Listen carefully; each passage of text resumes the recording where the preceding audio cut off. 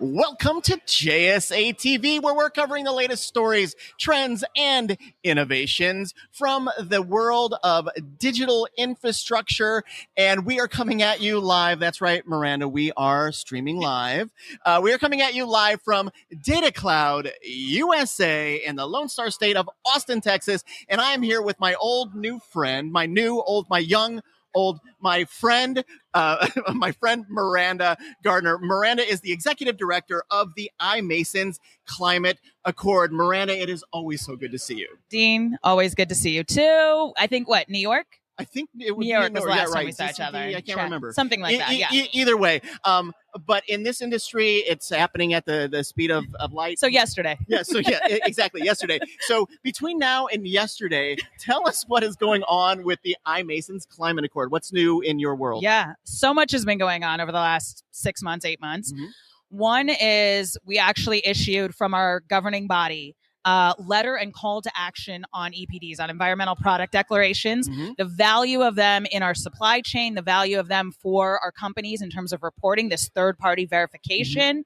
It's really taken off in terms of networks globally. People are hearing this, they're responding to it, they're listening that this is in fact really critical for how we do this, that we're not just guessing at the numbers, we're putting hard facts on paper, evaluating them.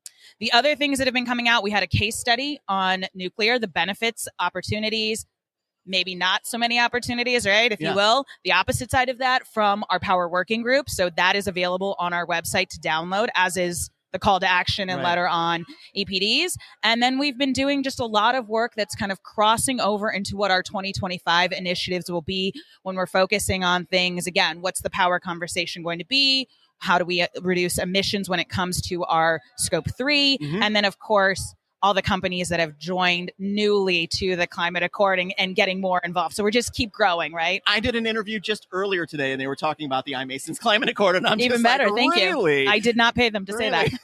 But listen, Miranda, you said something that I cued in on immediately, nuclear. When we're talking about the nuclear option, it would be irresponsible of us not to be considering all forms of clean energy. And the iMasons Climate Accord is really kind of a body that is looking at that. It's not just about the renewables, but also about all forms of cleaner energy, correct? Absolutely. It's about a transition plan. Yeah. We know that overnight, no one power source can do what we needed to do in this industry, we're right? About that globally. That's right. Absolutely. And so, and again, we're in Texas where I think it's the largest generation of wind power comes from this state.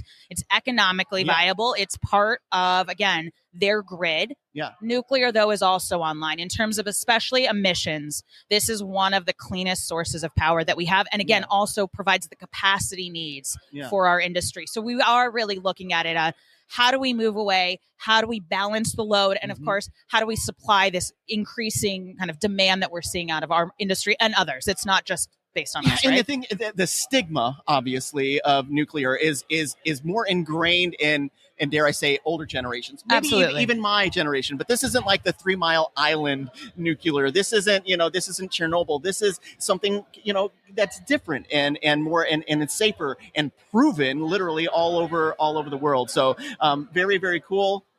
Anything more on the things coming out of the newsroom over there at iMasons? Well, I guess just to kind of close and recap on our nuclear conversation, we have some companies that are involved that are dealing with SMRs, small modular reactors. Okay. And so if you were at Data Cloud, Data Center World, one of these, right? In DC in April, they had a mock-up on site, which was really, I think, very educational for people to see. You could see how big it was. You could kind of get close to it.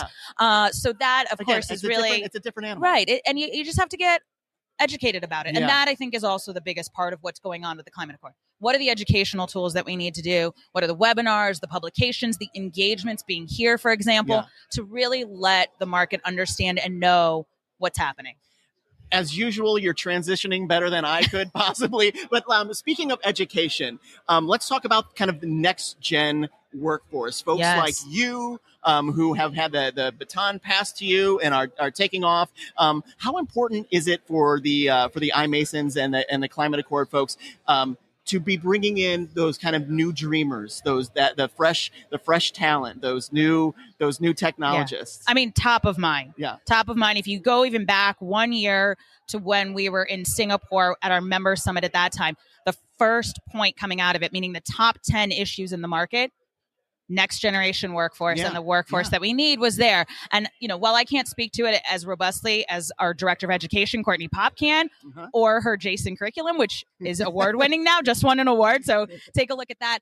We really are working collaboratively to ensure that as that next gen comes in, they are familiar with the topics on sustainability and emissions reductions. They are familiar with how do we educate and bring new people in behind them as well. I mean, they know that, there's somebody following in their footsteps, right? Dreamers are born every day. Absolutely. Yeah. And so part of what we're hoping to do next year is kind of branch into more kind of digital media with it, work together on some of those curriculum modules. So again, they have things about nuclear, they have things about what's going on with the climate accord, and then that really becomes kind of a hub for those dreamers and those seasoned professionals to engage together to kind of help deliver this. Perfect. It's always a pleasure. Thanks so much for being with us. You're welcome. Thanks for having me, having you being here. It's all great. And thank you, viewers, for having us on your computer screen right now. Thanks for joining, and happy networking.